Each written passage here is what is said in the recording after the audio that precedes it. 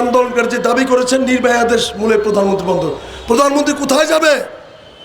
বিচার ব্যবস্থার উপর হস্তক্ষেপ করবে যে বিচার ব্যবস্থা বিচারক আমি আবার নির্বাহী আদেশ দিচ্ছি, আপনি করবেন না, এটা করতে পারে না। আপনার আমার সন্তানকে ওরা ভুল দিকে পরিচালিত করছে, যারা করছে দেশকে নৈরাজ্যকর পরিস্থিতির দিকে নিয়ে যাচ্ছে, তাদের কাউকে ছাড় দেওয়া হবে না। মুক্তিযুদ্ধরা ছাড় দিবেন না, আমরা যারা মুক্তিযুদ্ধের পক্ষের শক্তি আমরা তাদের ছাড় দিতে পারি না।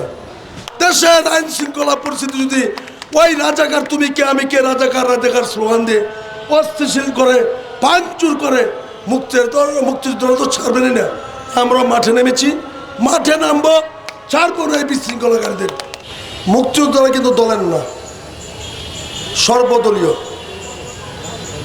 এখানে অনেকে আছেন এই সারিতে, অনেক ব্যক্তিগতভাবে অনেক মুক্তিযোদ্ধার সাথে আমার ব্যক্তিগত সম্পর্ক, দলীয় সম্পর্ক, অনেক সম্পর্ক। এখানে অনেকে অনেক দল করেন, আমার দলের অনেকে আছেন এখানে, আমার দলের জেলার সভাপতি অনেকে মুক্তিযোদ্ধা, তাদের সবাই এখানে মুক্তিযোদ্ধা আছেন। পরিচয় একটা, কে আওয়ামী লীগ, কে বিএনপি, কে জাতীয় পার্টি, তারা সবাই মুক্তিযোদ্ধা। এই আন্দোলনকারীদের মাঝে কিছু জামাত বিএনপির লোকজন প্রবেশ করেছে, আমি আপনাদের পরিষ্কারভাবে বললাম, ঢুকে সারা দেশে নৈরাজ্যকর পরিস্থিতি সৃষ্টি করেছে।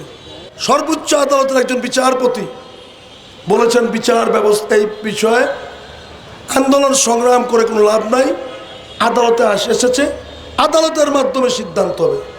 কিন্তু দেখলাম তারা আন্দোলনের নামে এখানে নির্বাহী আদেশের কোনো অচল।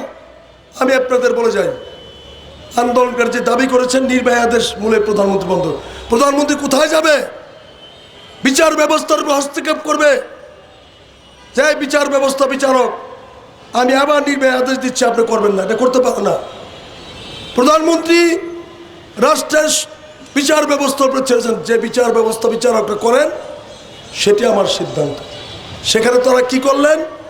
অবৈধ জমায়েত করলেন, লাঠি সুটা নিয়ে মিছিল করলেন, কেউ সেখানে বাধা দেওয়া হলো, স্লোগান আসলো তুমি কে আমি কে রাজাকার রাজাকার, হায় হায় রাজাকার। কমলমতি শিশুদের ভিন্ন খাতে পরিচালিত করলো, যারা যারা যুক্তিক মনে করেন তাদের মাঝে তারা প্রবেশ করে সারা বাংলাদেশে বিশৃঙ্খলা সৃষ্টি করলেন। আজও চলছে, সকালের পরে বিশৃঙ্খলা করছে। আপনার আমার সন্তানকে ওরা ভুল দিকে পরিচালিত করছে, যারা করছে দেশকে নৈরাজ্যকর পরিস্থিতির দিকে নিয়ে যাচ্ছে, তাদের কাউকে ছাড় দেওয়া হবে না। মুক্তিযুদ্ধরা ছাড় দিবেন না, আমরা যারা মুক্তিযুদ্ধের পক্ষের শক্তি আমরা তাদের ছাড় দিতে পারি না। সাবধান হয়ে যান, রাষ্ট্রকে অস্থিতিশীল করবেন না, আমাদের ছেলেদের উপর আঘাত করবেন না। যদি আঘাত করেন তাহলে সমুচিত জবাব আমরা দিব।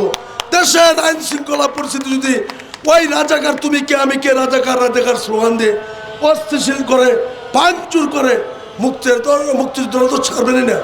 আমরা মাঠে নেমেছি, মাঠে নামবো, ছাড়বো না এই বিশৃঙ্খলাকারীদের।